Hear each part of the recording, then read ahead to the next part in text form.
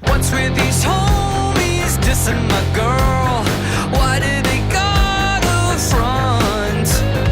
What did we ever do to these guys that made them so violent? But you know I'm yours, and I know you're mine. That's for all time. We wind up just like Buddy Holly. Oh, you're married to more. I don't care what they say about us anyway.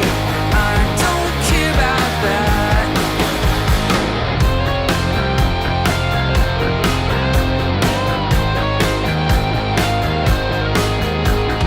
Don't you ever fear, I'm always near. I know that you need help. Your tongue is twisted, your eyes are slit. You need a guardian. And you know I'm yours, and you know you're mine. That's for all time. We wind up just like Buddy Holly. Oh, you're married to more. I don't care what they say about us anyway. I don't care about that. I don't care about that. Bang, bang, knock on the door. Another big bang, you're down on the floor. Oh no, what do we do? Don't look now, but I lost my shoe. I can't run and I can't kick. What's the matter, babe? I'm feeling sick. What's the matter? What's the matter? What's the matter, you? What's the matter, babe? I'm feeling blue. Oh, oh, oh, oh.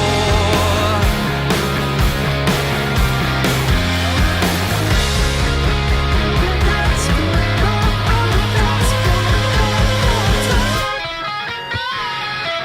we wind up just like Buddy Holly. Oh, you're married to more. I don't care what they say about us anyway. I don't care about that. I don't care about that. I don't care about that. I don't care about that.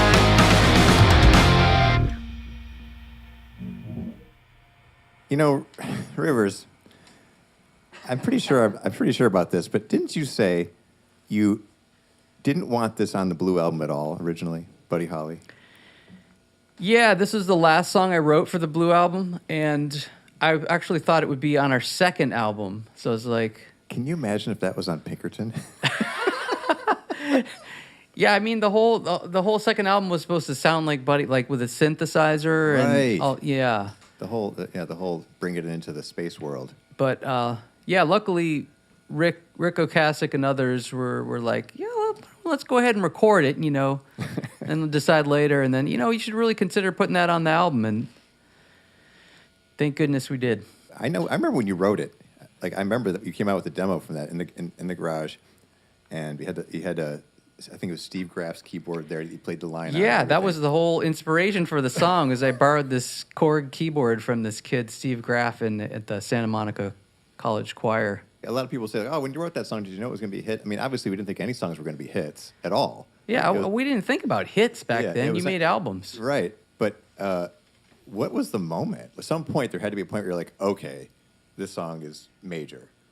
Did it ever occur to you or not? No, not really. I mean, I just remember, I seem to remember hearing the video idea and think, oh my God, that's the greatest thing ever. I don't care who else likes it or doesn't like it. This video is going to be amazing. Oh, okay. Yeah. But what I remember is I didn't want to wear my glasses in it. Oh, yeah. Because I didn't want to feel like I was ripping off, was it In Bloom by Nirvana? Right. Where Kurt had these glasses on. He's the one who And it was also used for Microsoft 95, which I didn't have a computer at that time, so I had no idea. And people, I think we were in like Eye of a Hurricane. We had no idea that we were some sort of phenomenon because of this computer program. Yeah, it was on the 95. install disk for Windows 95 in a folder called Videos. And at that time, that was like, what? Videos on a computer. That's Videos can't be on a computer. outrageous. They can't be on a computer. Let's talk about Windows XP, the update to Windows 95. I thought it was a cool update. It was a little more bubbly, a lot more color. The background was cool. Okay. All right, you ready, Susie? Carl? Yeah, we're ready. Okay.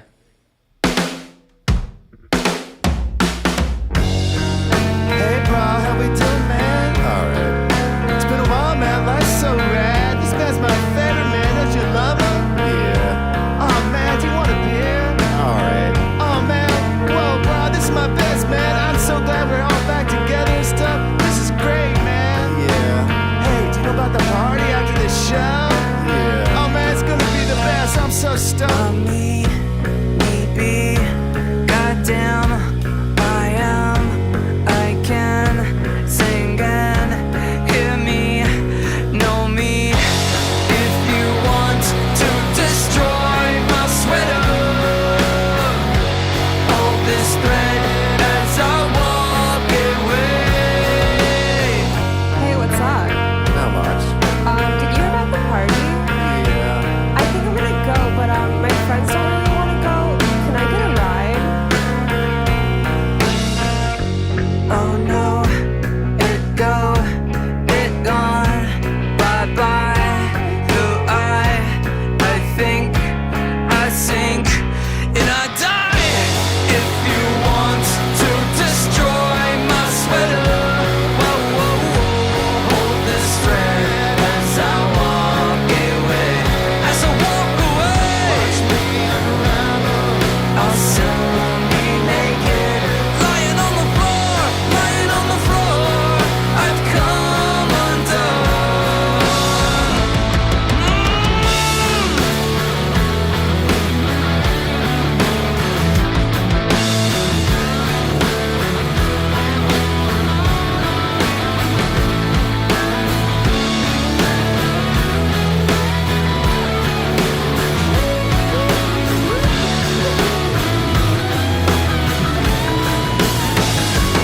If you want to destroy my sweater, whoa, whoa, whoa, hold this thread as I walk away. As I walk away, watch me unravel. I'll soon be naked, lying on the floor, lying on the floor. I've come undone. I don't want to destroy your tank top. Let's be friends and just walk away. I hate to see you lying there in your Superman skivvies, lying on the floor, lying on the floor. I've come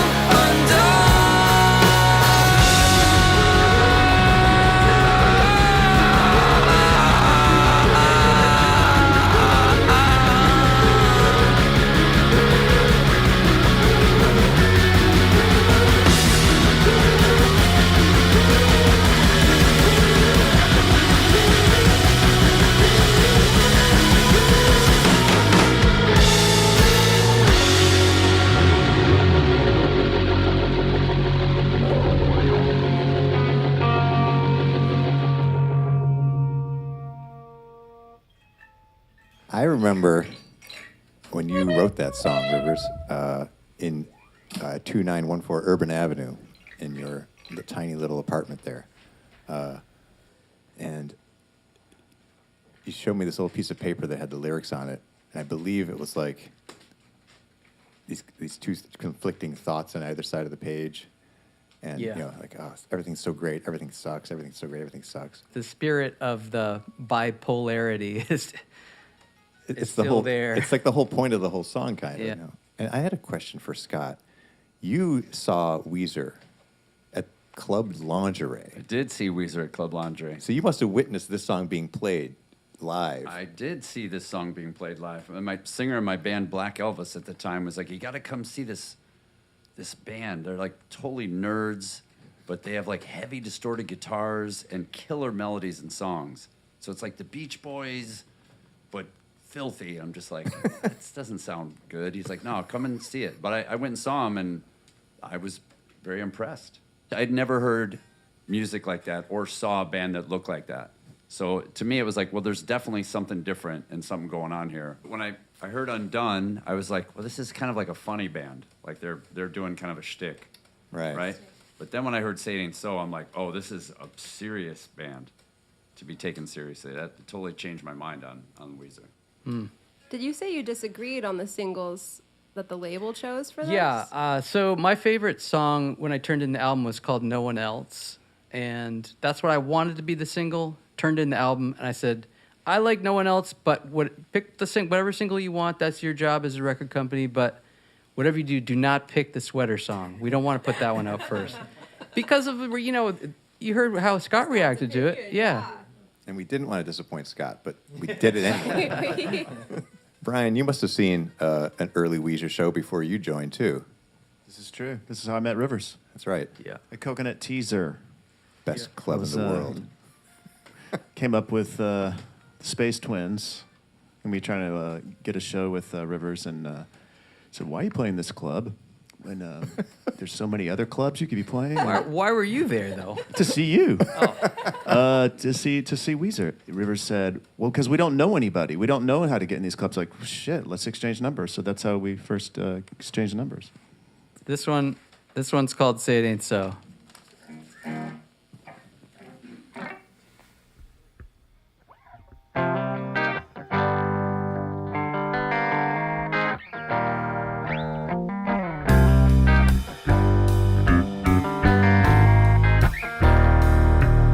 Oh yeah.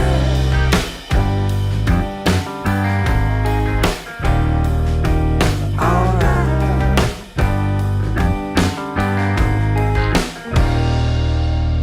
Somebody's honey is crowding my icebox. Somebody's cold one is giving me chills.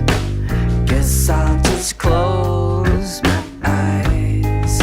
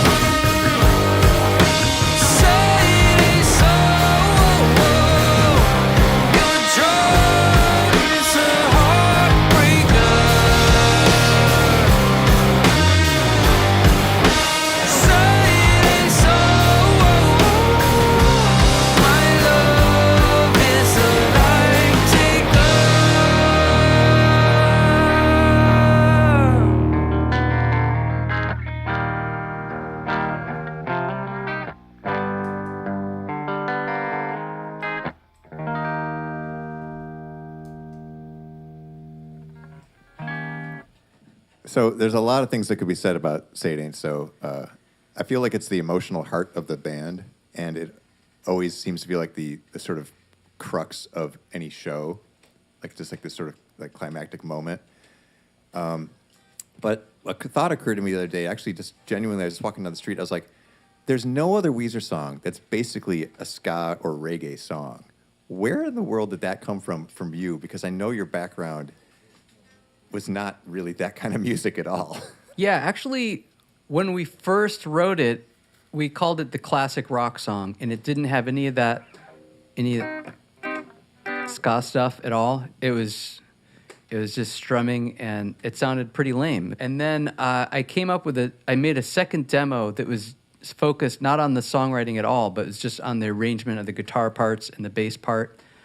And my inspirations were, one is Wax. They had a song called Hush. Oh, yeah. It's this kind of stuff. Pat could play it better than I could, but this is really, really cool guitar. Tom Gardocki was a guitar player. You can find it on Spotify. Go check it out. Hush by Wax. And then also I was thinking of a Pixies song. Weezer were more commonly known for, that kind of stuff.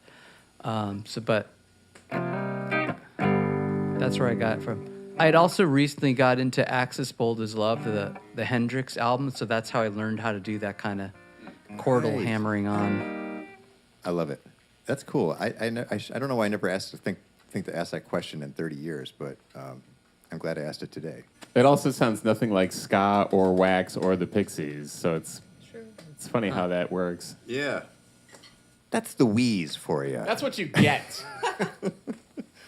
I guess the other thing I was going to ask about that was that you did the video at the garage house. I remember being back at the house thinking like it's not the same because these other guys are here and they're like putting different decorations up and stuff. Yeah. But And they have a TV. right, that was We didn't weird. have a TV. Yeah, there was video games. So that wasn't right. There was still the drawer full of Taco Bell hot sauce, though. Yes. And if you went above the stove, there's like the little cabinet above the stove where the vent was. That was so full of Taco Bell packets that if you opened it, they'd all fall out, so you couldn't open it. When they sadly demolished that house, there was probably an explosion of hot sauce that went all over. What was the total price of the meal, the bean burrito and a low-fat milk? Because that was an old lyric of yours. Yeah. 5. Sub 3, I think, right? And milk? Yeah. I didn't drink. Low-fat milk. That's crazy. That was my jam. I have a question. You said earlier you couldn't hear hits on the out, like you couldn't pick out. we didn't. I wasn't aware of what a hit was, or even a single. weren't thinking about singles. We were just thinking about making a great record.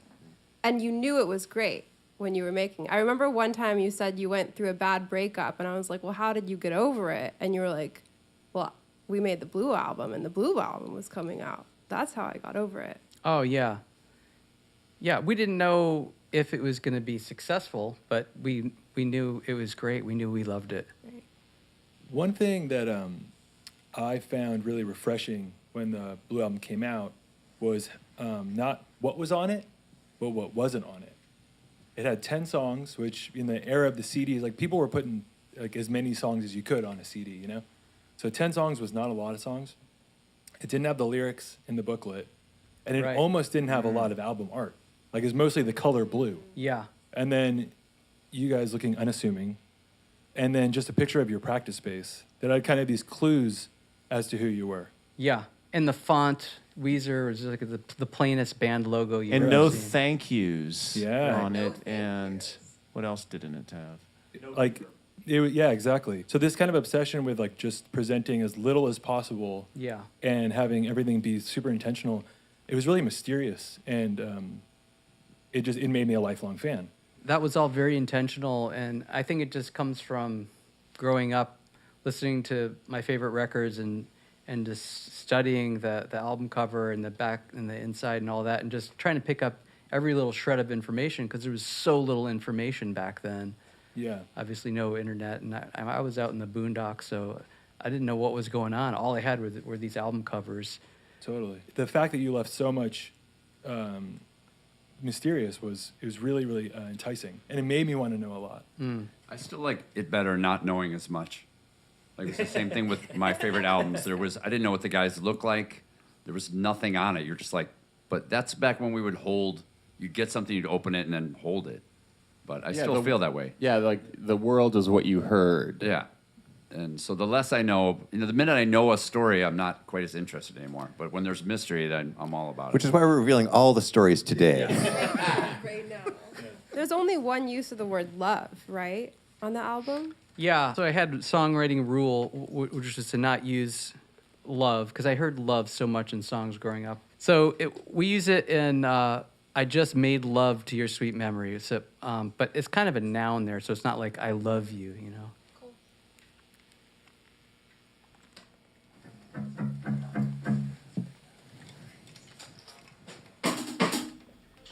Surf Wax. Surf Wax America. That's right. Also inspired by the band Wax.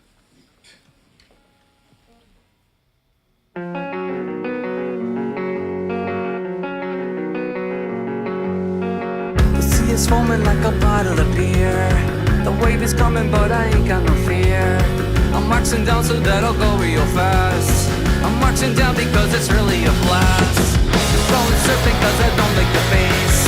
I'm bailing out because I hate the race. About to run, running down in the maze. I'm going surfing, I'm going surfing. You take your car to work, I'll take my board. And when you're out of fuel, I'm still afloat. My buddies and the honeys all come along. They seem invincible as they surf along. The sea is rolling like 1,000-pound keg. We're going surfing, we're going surfing. You take your car to work, I'll take my board. And when you're out of fuel, I'm still afloat. You take your car to work, I'll take my board. And when you're out of fuel, I'm still afloat. All along the undertow is strengthening its hold. I never thought it would come to this. Now I can never go home. All along the undertow, strengthening its hold. I never thought it would come to this. Now I can never go home.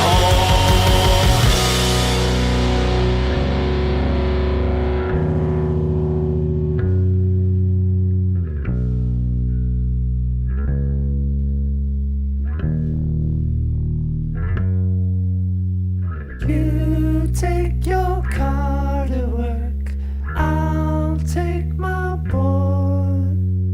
And when you're out of fuel, I'm still afloat. You take your car to tow is strengthening my soul. I never thought it would come to this. Now I can never go home. You take your car to work, I'll take my board.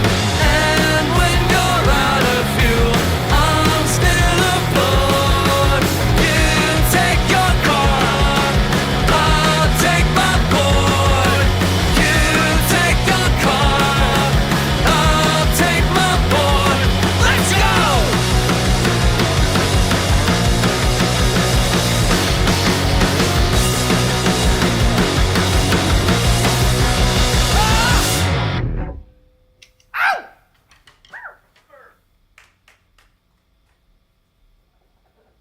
I have a question about Surf Wax. The guitar in the beginning, was that Jason Cropper? That was Is me. Pat? Pat, Okay. yeah. You guys I- are, because I it kind of has this like alternate picking that's like Jonas. Yeah. I think Jason added an embellishment or two onto Pat's riff. Yeah, it sounds like his That's style what from, you're- I mean, yeah, from yeah. what I know from how, the kind Yeah, of alternate picking stuff. Jason sort of influenced that because he was always finger picking and stuff, so that was cool. Yeah, that was actually the idea when we formed was I'll play electric and we'll get a guy to play acoustic through the whole set. So he played only acoustic for the first year of our band. Yeah. But it was such that's a a big big part of Blue Album, right? Yeah. I'm talking Yeah. 30 years of Blue Album. way it opens with all, finger picking stuff. He would get maybe to the chorus of the first song live before the strings broke. Like he's such a And big he would just have no dude. shirt on, just Yeah. finger He- picking on yeah, the he acoustic was a guitar. powerful guy. Like he was. How many songs were on the original batch of demos? Or how many demos did you do, and then what did you whittle it down to? I think the idea was you wanted to get to 50 before rehearsal. I don't think we quite got there, but we got maybe 30 or so. Yeah, 30 and change. And you had no kind of melody in your head for it. It was just the chords and the. No, but it was. I later realized it was sort of baked into a couple of the guitar parts, but I didn't hear it. I just liked that guitar part. He's the one who heard it. The way he writes the music and records the original demo, it sounds glorious before it gets to me. And then I just put it on. I'm like, I hear all these melodies popping out of it.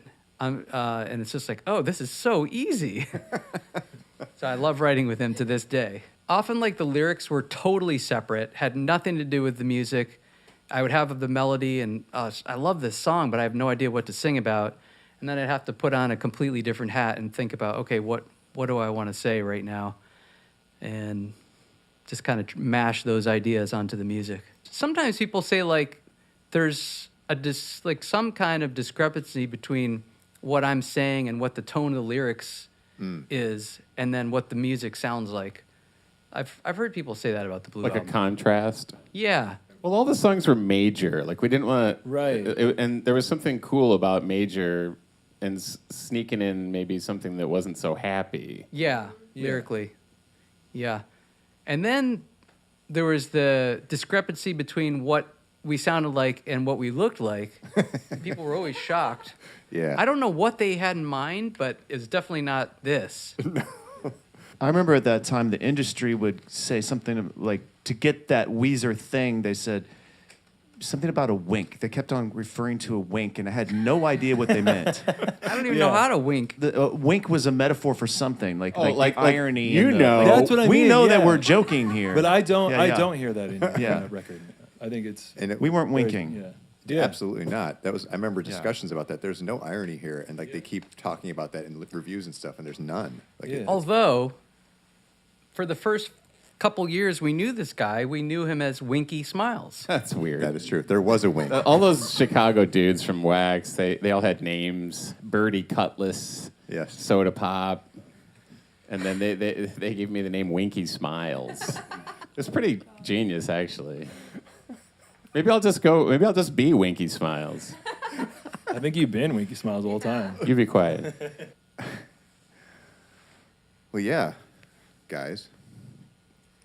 Some pretty cool music you guys made. I'm glad you did it. I've been very happy to have been along for the ride. We really appreciate you. You've been with us since day negative whatever, because I mean, you took us to our first He rehearsal. had the car. Yeah, you were the guy with the car. It's astonishing to look back on it all and think about different periods. And no plan B for me, so I'm glad it worked out. Well, he's given us something to strive for every record since, to try to reach whatever that Blue Album magic was, and maybe that's what it was meant to do. It was kind of the end of an era, I think.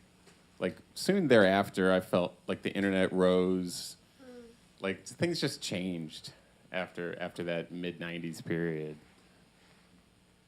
But people still love it, so there's something core about it that's very cool. I struggle with that question, like how has it impacted me? But I just feel like it's created this whole amazing journey for us, this career. It's been an incredible 30 years since it came out, and I got to share it with these guys, which has been a total blast. I'm so glad we still get to do it. Yeah, me too. So thank you, Blue. Touched. Hell yeah. Yay!